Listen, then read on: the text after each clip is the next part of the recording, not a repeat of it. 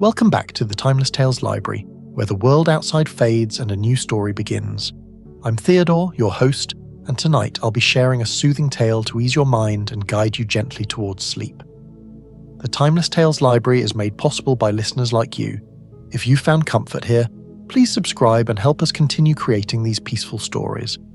As you settle in, comment below and let me know where you are in the world tonight, and share a place you dream of a story taking you to.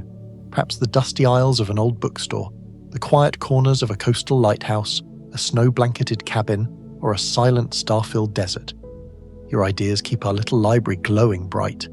This story is about a stormy November evening when travelers seeking shelter discover the warm glow of the rainy day spiced cider donut cottage bakery, where the scent of autumn spices and fresh-baked comfort draws weary souls together, and a mysterious baker knows exactly what each visitor needs to find peace before the night settles in. Now take a slow, quiet breath and let the day's events become as transparent as glass. You are entering the crystal atrium, a hall made of polished crystals and mirrors within the Timeless Tales Library. This is a place of reflection, where every story is a clear, shimmering facet of a beautiful, peaceful truth. Light filters through the crystalline walls, painting the room in soft, calming colors. Feel your body become as still and clear as a calm pool of water. Sink deeper into the secure foundation of your bed. The crystal atrium is a sanctuary where you can reflect on the quiet peace within yourself. Your body is a vessel for peace, and your mind is an empty canvas, ready for the gentle stories of the atrium. Let your inner calm become a brilliant light that fills your entire being. The Coziest rainy spiced cider donut cottage bakery, a Thanksgiving Autumn Bedtime Story. The rain began just after twilight, the way November rain often does, quietly at first, then building into a steady, rhythmic drumming against rooftops and cobblestones. The wind carried the scent of wet leaves and wood smoke, and somewhere in the distance thunder rumbled like a giant turning over in sleep. On the corner of Lamplight Lane and Copper Kettle Court, where the old gas lamp still flickered behind foggy glass and the streets wound in comfortable, illogical patterns that made perfect sense to those who belonged there, the rainy day spiced cider donut cottage bakery glowed like an amber jewel in the deepening darkness. The bakery itself seemed to have grown rather than been built, its timber frame weathered to silver grey, its pitched roof covered in aged terracotta tiles that gleamed copper when wet, and its windows, oh, those windows, filled with diamond-paned glass that split the warm interior light into 1,000 welcoming stars. Ivy climbed the eastern wall, well-behaved and trim, and a painted wooden sign swung gently in the wind, a steaming cup surrounded by falling leaves and the words Rainy Day Bakery in elegant faded script. But it was the scent that truly called to travellers on this particular evening. The scent of spiced cider donuts, that perfect autumn alchemy of cinnamon, nutmeg, cardamom and fresh apple cider, combined with butter and sugar and something indefinable that might have been magic or might have been simply the work of a baker who understood exactly what a soul needed on a stormy November night. Inside, the bakery was everything a refuge should be. The floors were wide plank oak, worn smooth by countless feet, and warm to the touch from the great brick oven that occupied the entire back wall. That oven radiated heat like a sleeping dragon, its iron door decorated with raised images of wheat sheaves and fruit-laden vines. The fire inside whispered and crackled, visible through a small glass window that glowed orange gold. Rough-hewn beams crossed the ceiling, hung with bundles of dried herbs, lavender, rosemary, sage, and strings of copper measuring cups that caught the light. The walls were exposed brick on one side, whitewashed plaster on the other, covered with shelves holding mismatched teacups, vintage tins, and old cookbooks with cracked spines and stained pages. A long wooden counter stretched along the back, behind which the baker moved like a whisper, more felt than seen, a presence of flour-dusted apron and gentle hands, a shadow that somehow made everyone feel completely safe and utterly cared for. But it was the display case that caught the eye and stirred the soul. Inside, illuminated by soft Edison bulbs, sat the evening's offerings. Rows of spiced cider donuts still warm. From the oil, their surfaces crystallized with cinnamon sugar that caught the light like morning frost. There were apple cider fritters, their edges crispy and golden, studded with chunks of fresh apple. Pumpkin spice scones with maple glaze, pecan sticky buns arranged in a spiral, their caramel coating still bubbling gently. Mini apple pies with lattice tops, each one perfect as a painting. And in the center, a special creation, spiced cider donut holes arranged in a wreath shape on a brass platter, each one glazed with apple butter and dusted with gold sugar that seemed to shimmer. 6 small tables occupied the front room, each with mismatched chairs and small oil lamps with amber glass chimneys. A fireplace took up most of the left wall, and there, oh blessed comfort, a fire burned low and steady, the logs arranged just so, the flames dancing in shades of orange and blue.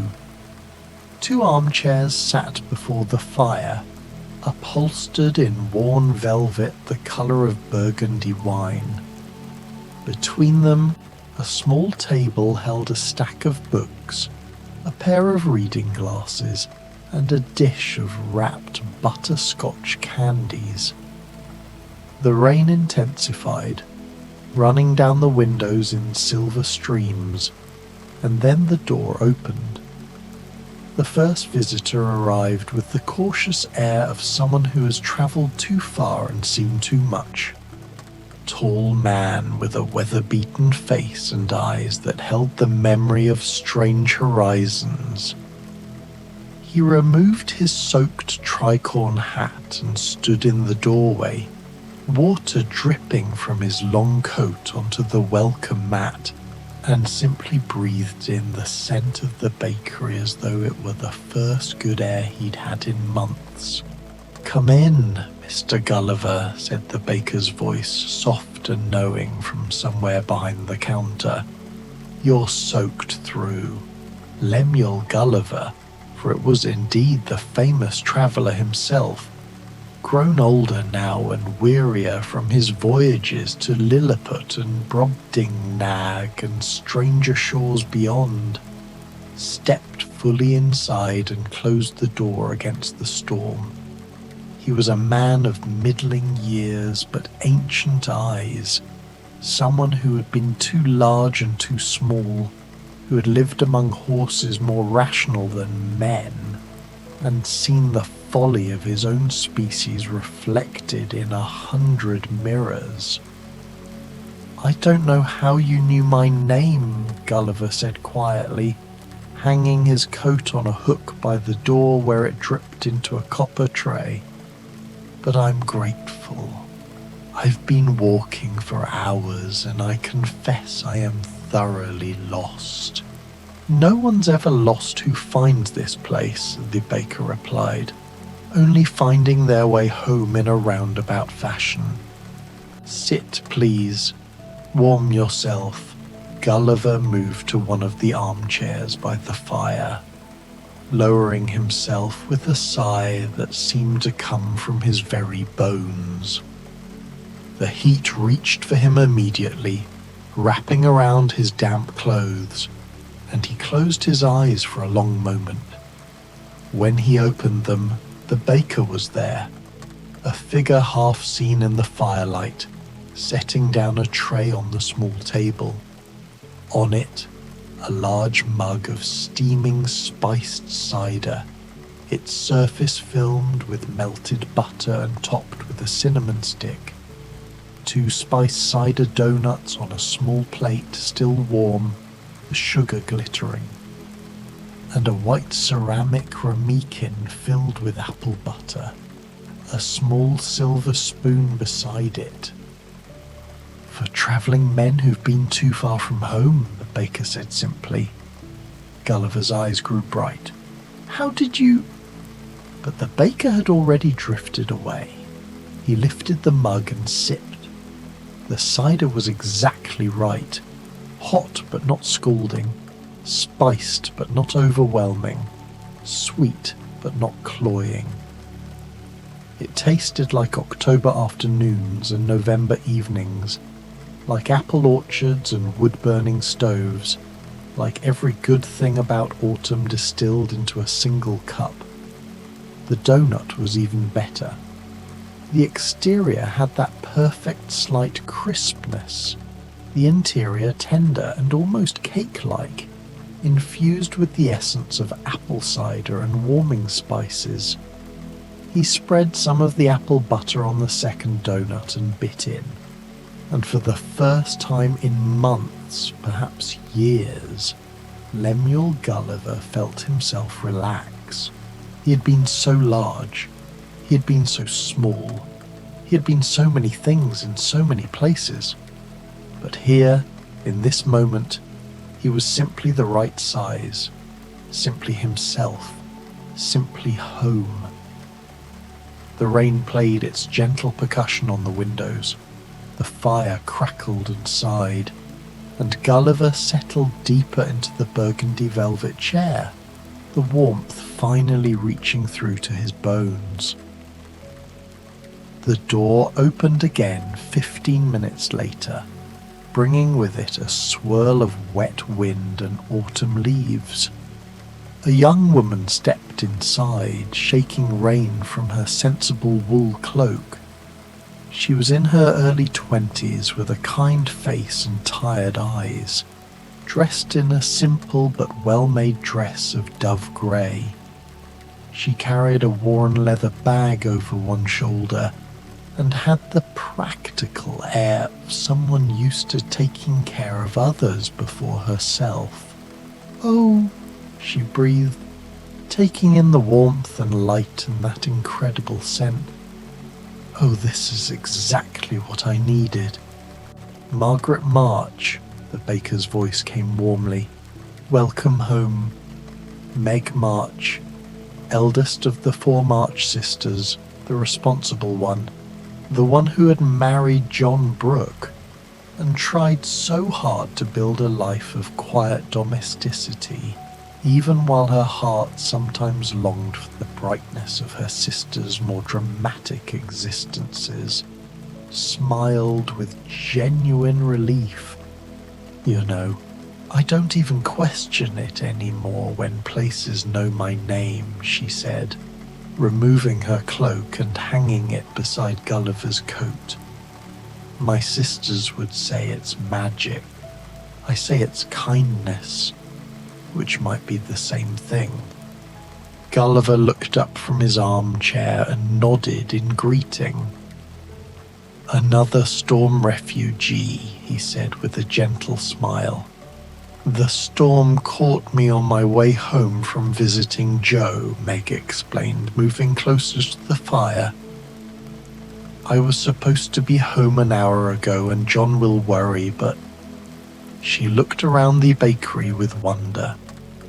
I don't think I could have made it another step without something warm. The storm has its own timing, Gulliver observed, as do safe harbours. The baker appeared with another tray. This one set for Meg at one of the small tables near the fire. On a pale blue plate sat 3 items: a generous slice of apple cider fritter, still warm and fragrant, a small bowl of warm vanilla custard for dipping, and what appeared to be a miniature apple pie, perfectly golden, sized just for one. Beside this, a delicate cup of tea, chamomile and apple blossom from the scent, and a small pitcher of cream. For the sister who takes care of everyone, the baker said softly. Tonight, let yourself be cared for. Meg felt tears prick her eyes.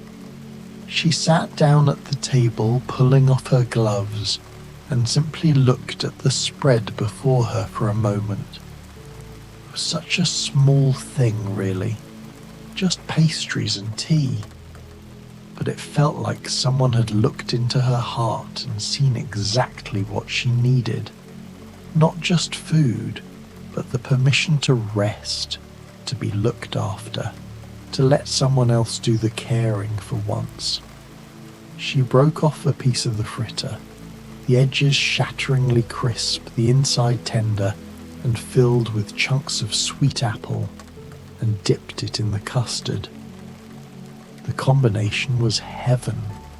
Sweet, but not too sweet, spiced with cinnamon and nutmeg with the subtle tang of apple cider underneath. This is remarkable, she said softly. I don't think I've ever tasted anything quite like it. The baker has a gift, Gulliver said from his chair. He had finished his doughnuts and was now simply holding his cider, watching the fire. For knowing what a person needs, I mean. Not just what they want, but what they truly need. Meg sipped her tea and felt the tension begin to leave her shoulders. The chamomile calmed, the apple blossom soothed, and the warmth spread through her like a gentle wave. Outside, the rain continued its steady rhythm. Inside, the fire whispered and the oven hummed its deep, warm note. And Margaret March, who had spent so much of her life being responsible, being the eldest, being the one everyone relied upon, let herself simply be. She ate the miniature apple pie slowly, savouring each bite. The crust was buttery and flaky, the filling thick with spiced apples and just a hint of maple syrup. It was exactly the size she needed, not too much, not too little. Just right. Are you travelling far? Meg asked Gulliver, in that gentle way she had of making conversation that eased loneliness. I was, Gulliver replied. Now I think perhaps I'm exactly where I should be. They smiled at each other, 2 souls who had wandered far in different ways, now sharing a moment of perfect peace in a bakery that seemed to exist just slightly outside of ordinary time. The third arrival came not through the door, but with a peculiar metallic tapping sound, like someone knocking politely with an implement rather than flesh. When the baker opened the door, there stood a figure that made both Gulliver and Meg look up in surprise and then somehow acceptance. Because in a place like the Rainy Day Bakery, where the ordinary and extraordinary met over pastries, anything seemed possible.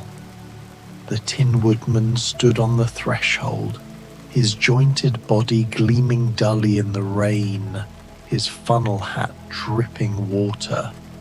He He held his axe carefully to one side so as not to alarm anyone and managed a creaking sort of bow.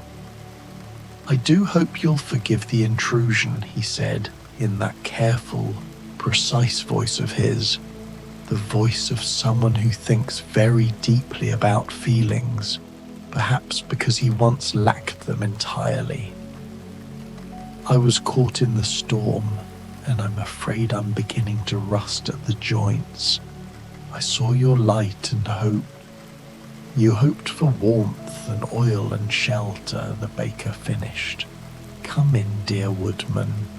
You're most welcome here." The Tin Woodman, Nick Chopper, who had once been a man of flesh before a series of unfortunate accidents and a wicked witch's curse led him to replace his body piece by piece with tin, who had travelled to Oz seeking a heart and found he'd had one all along, stepped carefully inside, his joints squeaking slightly. "I have oil for your joints," the baker said, "but first come sit by the fire. The heat will help." "I had no idea tin men ate pastries," Meg said kindly, making room at the table nearest the fire. The Tin Woodman settled carefully into a chair, placing his axe respectfully against the wall.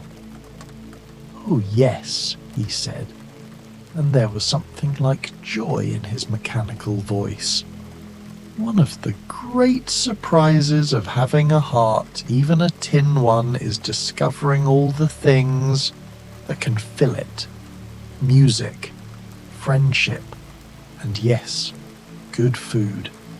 I may not need to eat, but I find I very much want to." The baker returned with a small oil can first, and the Tin Woodman gratefully allowed his joints to be tended, each knee, each elbow, each finger carefully oiled until he moved smoothly again. The sound was soothing somehow, that quiet mechanical whisper. Then came the food. The baker set before the Tin Woodman a plate arranged with obvious care 3 spiced cider donut holes arranged in a triangle, each one glazed with something that caught the light like liquid copper. A small dish of caramel sauce made with apple cider. And, most touchingly, a small red velvet cushion with a heart embroidered on it in silver thread, on which rested a single perfect cinnamon cookie shaped like a heart. "For the one who values hearts above all things," the baker said. The Tin Woodman's eyes grew bright behind his metal face. He picked up one of the donut holes carefully. His fingers, despite being tin, were remarkably gentle, and dipped it in the caramel. When he bit in, the expression on his face was one of such pure contentment that both Meg and Gulliver smiled. "Oh," the Tin Woodman said softly. "Oh, that's wonderful. It tastes like autumn leaves and apple orchards, like the harvest season in Oz, like home." He ate slowly, savouring each bite, occasionally pausing to simply sit with the sensation. This was what having a heart meant, he had learned. Not just feeling emotions, but being able to fully experience joy, to let it fill you up, to recognize a moment of perfect contentment and honor it. This cinnamon heart cookie he saved for last, breaking it gently in half and offering one piece to Meg. "Would you share it with me?" he asked. "I find that joy is always better when shared." Meg accepted with a warm smile, and they ate together, the spiced cookie crisp and sweet, while Gulliver watched from his armchair and the rain drummed its peaceful rhythm on the roof. "What brought you out on such a night?" Meg asked the Tin Woodman. "I was visiting a friend," he replied. "The Scarecrow, you may have heard of him, has a farm not far from here, in that way that places in stories are always not far from anywhere else. I was walking back to my own cottage when the storm caught me. I confess I was beginning to feel rather sorry for myself, worrying about rust, when I saw the light from this bakery." "We all saw the light," Gulliver observed quietly. "I think that's rather the point." They sat together in comfortable silence then, these three travellers from such different tales, sharing the warmth of the fire and the comfort of the baker's gifts. Outside the storm continued, but inside all was peace. The fourth arrival came with a gust of wind that made the lamps flicker and brought with it the scent of jungle rain, different from the civilized November rain of the neighborhood, wilder somehow, greener. A young man slipped through the door, moving with an unconscious grace that spoke of years spent in trees rather than on streets. He was lean and brown, dressed in something between clothing and not quite clothing, and his dark eyes took in the bakery with the alertness of someone who had lived by his wits and instincts. "Mowgli," the baker said, and there was particular warmth in that greeting. "You're far from your jungle tonight." Mowgli, the man-cub raised by wolves, taught by Baloo and Bagheera, who had defeated Shere Khan and chosen to live between the world of beasts and the world of men, relaxed visibly at the welcome. He was older now than when he'd first left the jungle, but he still moved like something not quite tame, not quite domesticated, and probably never would be. "I was visiting the wolves," he said simply, his voice carrying a slight accent that belonged to no single place. "There's a pack denning in the hills beyond the city. I go sometimes to remember, to be reminded of who I was. The storm caught me between worlds, as it often does." "Then you're exactly where you need to be," the baker replied. "Come, sit. There's room by the fire." Mowgli moved to one of the tables, nodding greetings to the others. The Tin Woodman tilted his funnel hat politely. Meg smiled her warm sisterly smile. Gulliver raised his cider mug in quiet salute. The baker brought Mowgli a wooden trencher, somehow the right choice for someone who existed between civilized and wild, piled with autumn abundance. 4 spiced cider donut holes still warm and fragrant, a small bowl of honey from wild bees, golden and thick, slices of fresh apple arranged in a fan, and something special, a small loaf of what appeared to be banana bread, studded with walnuts and dates, sliced thick and spread with butter that was already melting into golden pools. "For the one who lives between worlds," the baker said. "Food that's both simple and refined, wild and tame." Mowgli looked at the spread, and something like wonder crossed his face. He had eaten fine foods in the village and simple foods in the jungle, but this was something that honored both parts of who he was. He drizzled honey over a donut hole and bit in. The sweetness of the honey combined with the spice cider and cinnamon sugar to create something that tasted like autumn itself. Like the season when the jungle began to cool and the air grew crisp and clear, when the best fruits ripened and the bees made their richest honey. "This is good," he said simply, which from Mowgli was high praise. "It reminds me of belonging, of having a place." "You always have a place here," Meg said gently. She had the gift of making people feel welcome, of creating family wherever she went. Mowgli smiled at her, that quick, bright smile he'd learned from Baloo. He ate the banana bread slowly, remembering the jungle fruits of his childhood, but appreciating the civilized comfort of butter and spices. The apples he crunched with obvious pleasure, his teeth white and strong.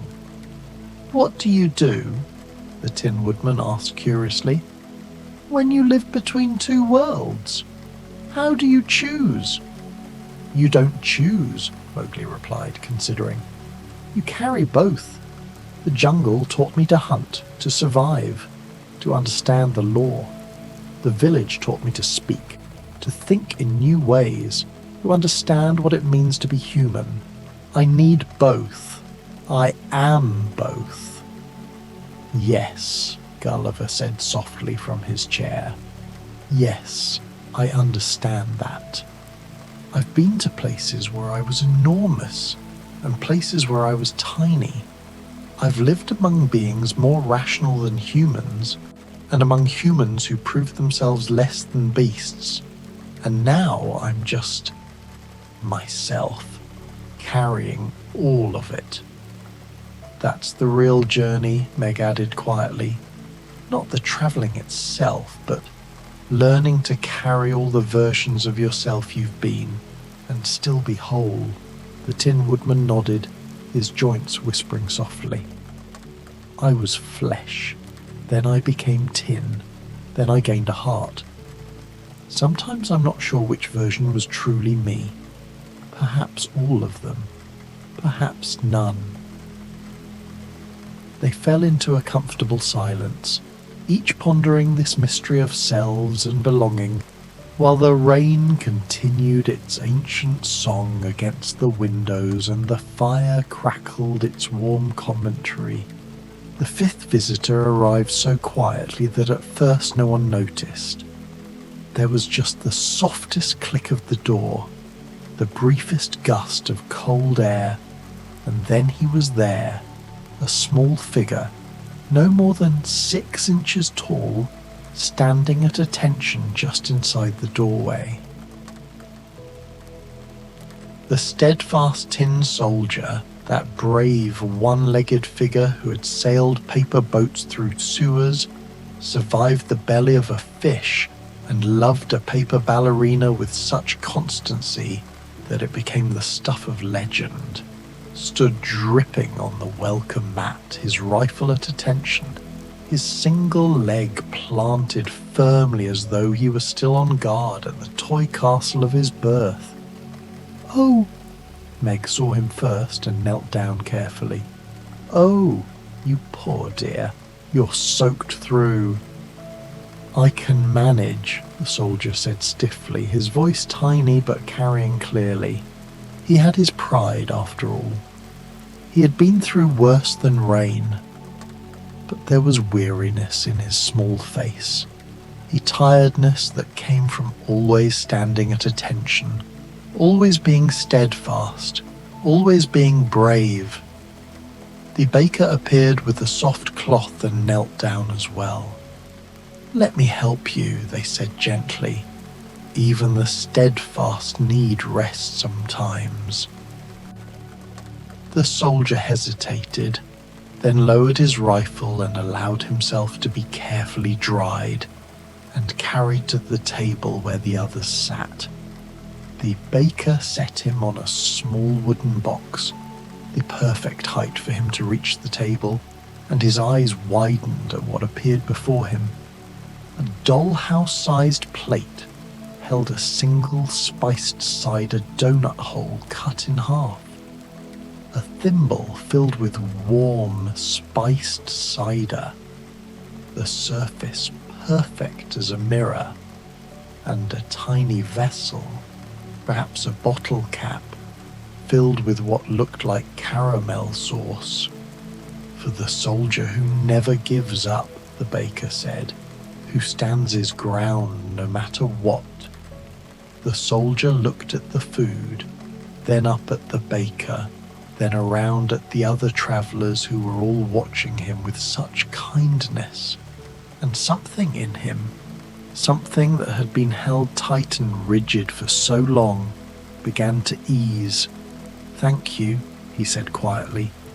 Then, even more quietly, "I'm very tired." "I know," Meg said gently. "We all are. That's why we're here." The Tin Woodman leaned down carefully, his metal face kind. "You're a soldier of tin like me," he observed. "We're cousins in a way." "You're much larger," the steadfast tin soldier noted. "Size doesn't matter when it comes to having a heart," the Tin Woodman replied. "And you, I think, have an enormous heart. Anyone who could love as truly as you did, who could be as constant, that's real courage. The kind that comes from the heart, not from orders." The soldier carefully lifted half of the donut hole and bit into it. Despite his size, he ate with perfect military precision, but there was pleasure in his small face. The warmth of the spices, the sweetness of the sugar, the comfort of the soft interior, it was exactly what he needed. He sipped from the thimble of cider, and the warmth of it seemed to reach all through his small tin body. "I've been marching for so long," he said softly, "always on guard, always ready, always alone, since she—" He didn't finish. The paper ballerina had been lost long ago, and the grief of it still ached. "You're not alone now," Mowgli said simply. "Here we're all together." "Yes," Gulliver agreed.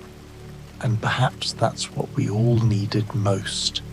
Not just food and warmth, but company. Others who understand what it is to have travelled far and strange paths."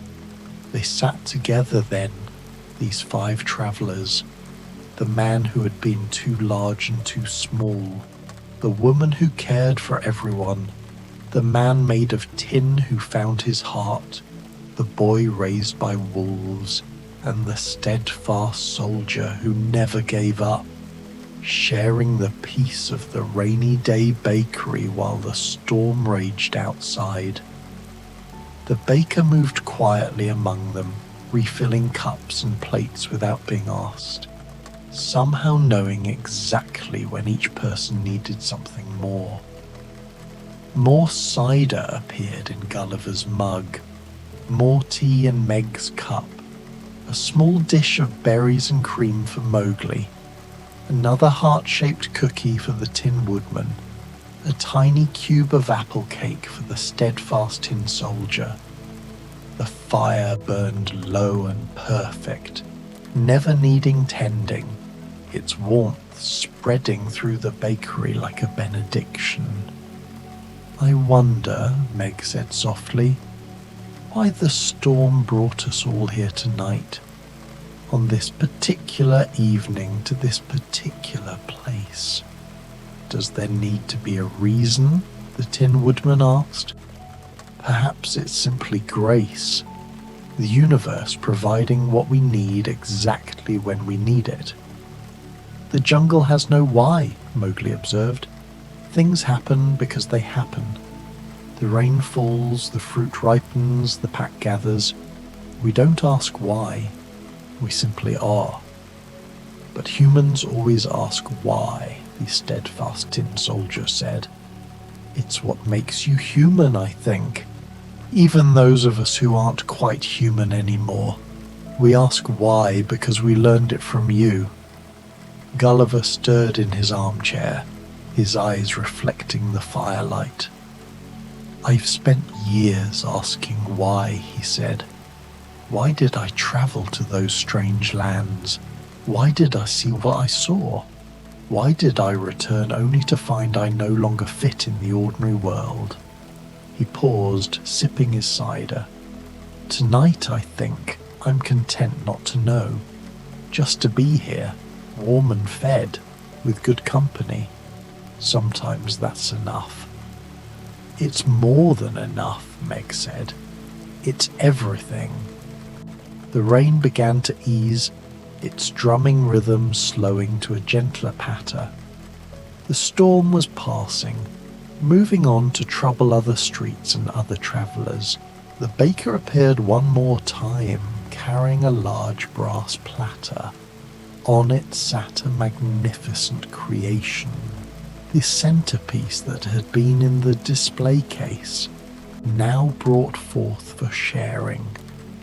The spiced cider donut holes arranged in a perfect wreath, each one glazed with apple butter and dusted with that shimmering gold sugar, interspersed with fresh apple slices and clusters of sugared cranberries and small sprigs of rosemary. "For grateful hearts," the baker said simply, setting it in the centre of the main table, "for those who found their way home through the storm." One by one, they each took a donut hole from the wreath.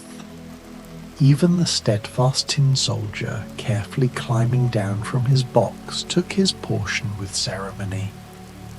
They ate together in silence, not an awkward silence, but the comfortable quiet of people who have found exactly where they belong. The donuts were perfect, warm still, the spices just right, the sweetness balanced by the slight tartness of the apple butter. The gold sugar dissolved on their tongues like wishes.